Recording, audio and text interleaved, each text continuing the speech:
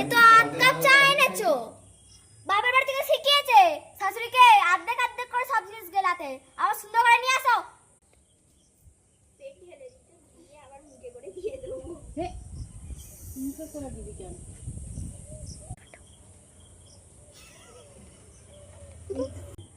কোন হসপিটালে ছিল?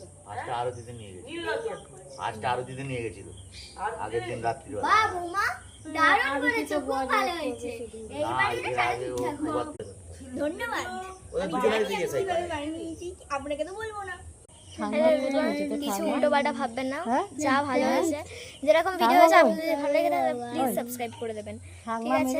এই দেখুন আমাদের বোন এখানে গল্প করছে, আর এটা কিছু ভাববে না, এখানে কিছু এরকম হয়নি গল্পগুজব, এগুলো জাস্ট একটা এমনি একটা প্রতিবেশীদের গল্প নিয়ে একটা জাস্ট একটা আলোচনা, এই নিয়ে কিছু উল্টো পাল্টা ভাববে না প্লিজ, আপনার কাছে হাত জোড় করছি।